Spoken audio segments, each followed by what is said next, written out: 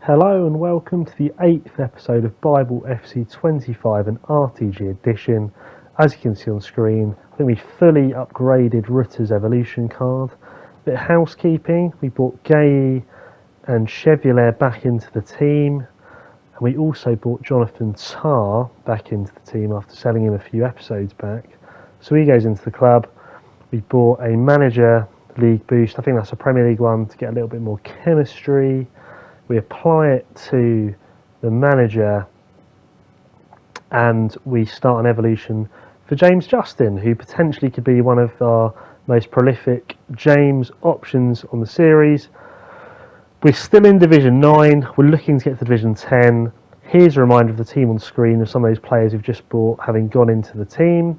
And here's who we came up against. So it was a fairly standard team. Lewandowski up front. We know if you give him half a sniff, he's going to be clinical.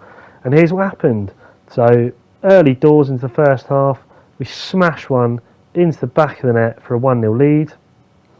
And then pick the ball up to the most rashest rainbow flick we've seen struck Bell. And we then finesse an absolute perler off the crossbar. So it's still 1-0 at this point. Now into the second half, as he's attacking the same end I just was attacking at, goes for on goal, shabby defending, and he slots it past the keeper to tie it up at 1-1. But then down the line we go, we soon struck Bell, and we get absolutely wiped out for Rapinoe. We put Peter Galaski on it, who dispatches it coolly into the back of the net. No power, all accuracy, that's all you need. 2-1. And then we play the ball up the line now, pick it up out wide, we slot one into the box. I believe Mateus Cunha, who absolutely hammers one into the bins to make it 3-1 now. But then at the other end, the guy goes again. Does he pull one back? We shall see. Lovely bit of composed dribbling, to be fair, and he slots it home for 3-2, but it was right at the death. He didn't have time to get another, so we win our first game 3-2 with some early options for the Bible passage.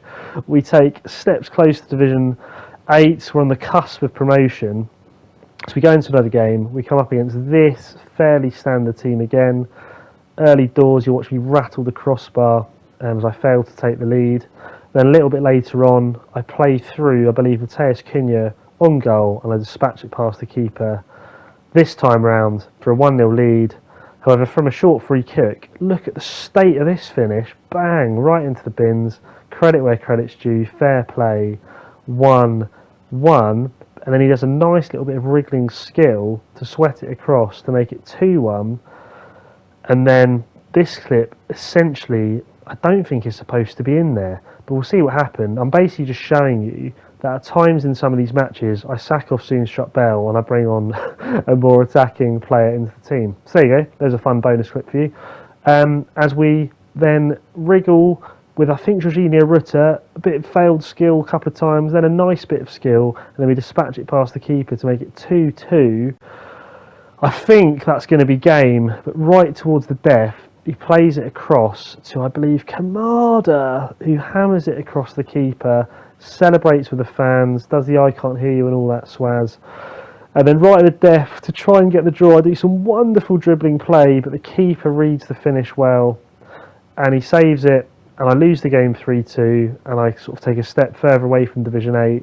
There's more options to the Bible passage, but we do hop into another game to try and end more positively of the episode. We come up against this fairly standard team yet again, and here's what happens. So we slot a nice little sort of measured ball, I believe, into David Neres, who finesses it past the keeper to put us 1-0 up. However, I think we're into the second half now. He's going for on goal. He plays it into his attacker and he smashes it past my keeper into the near post to tie it up at 1-1.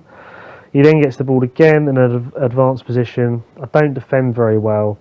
And after the keeper makes a save, he taps in the rebound for 2-1. And at this point, the sweatbands severely go on, as you will see from this finish.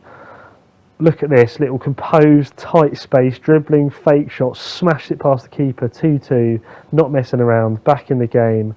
And then right towards the end, we play it into, I believe, Jonathan David again, a nice little bit of composed dribbling. I get into the position where I know how to finesse the ball into the back of the net. And as you can see, he goes absolutely wild, celebrates the fans, the players jump on his back. We win the game 3-2, there's confirmation. We take a step closer again to Division 8. We have plenty of options for the Bible passage, most importantly, which we'll go and head into now. Okay, so into the Bible passage, and we're going to go with a goal that we scored with Marcus Rashford in the 14th minute, and therefore we're going to read from Mark chapter 14. And basically, Mark chapter 14 is towards the end of Jesus' life. He's basically on the cusp of going to the cross to die for the world for those that put their faith in him. And they just had the Last Supper with his disciples a bit earlier in the passage.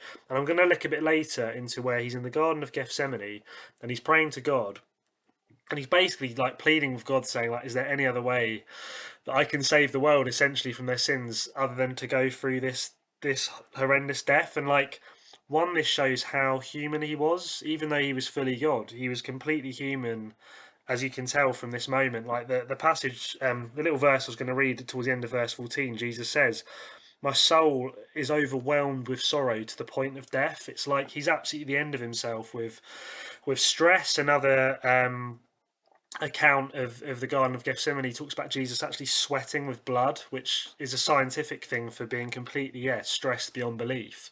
And basically, the point I wanted to share is, Jesus, it wasn't easy for him what he went through for the world. Like, the accounts talk in depth about, just like how real, you know, Jesus' emotions were in terms of how human he was, and therefore how incredibly just graciously loving it was for him to go through with a death that actually was prophesied about him for hundreds of years. He came into the world fully knowing that that was his destiny. As we celebrated Christmas, a week ago or a few days ago, or whenever you watch this, celebrating the birth of Jesus, like, his birth was a wonderfully celebratory time because ultimately his destiny was to go on to save the world from their sins. But in order to do that, he had to go through hell for us. And you can see in this passage how he was dreading it when it came to it, and yet he still went through with it without sinning, out of love for us.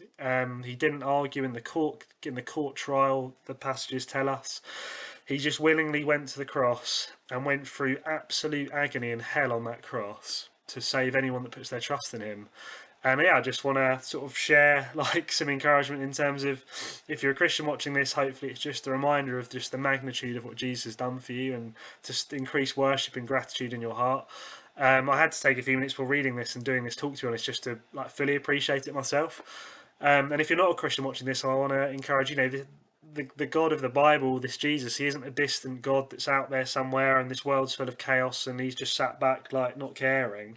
No, it's a God that actually came into this world, that went through hell for us to save you and me, that wants to help you in the struggles of day-to-day life, and ultimately, if you put your faith in him, also give you a destiny and eternity one day with him, free from suffering, free from sin, in a wonderful place forever. But you need Jesus to enable that for you. He lived that perfect life on your behalf and died a death to be a perfect sacrifice for our sins. That's why Jesus had to go through it as fully, both fully man as well as the fully God that he was, in order to be that perfect sacrifice, to satisfy the wrath of God, to take our sins on his shoulders. And if you put your faith in him, you can be fully saved and forgiven. So thank you for listening. I hope this has been an encouragement if you're a Christian, and if you're not a Christian, I hope it sort of stirred even just the sense of, do you know what, if this God is real, I can see actually his heart is huge for the world and what he did through Jesus. And maybe I pray it helps you, to maybe trust God with some more difficult questions or some of the things in life you don't get. Actually, if you look at the cross and what Jesus went through for you, and his care and his heart to follow through, wanting there to be another way, essentially, but knowing that was the only way and doing it out of love. Hopefully that helps you to see, God's heart is good if you've doubted that. So thanks for watching. Like and subscribe if you found this helpful and you want to tune in for more. That would all be wonderful. Feel free to comment if you have any questions. But for now, have a great rest of your days, and I'll catch you on the next one.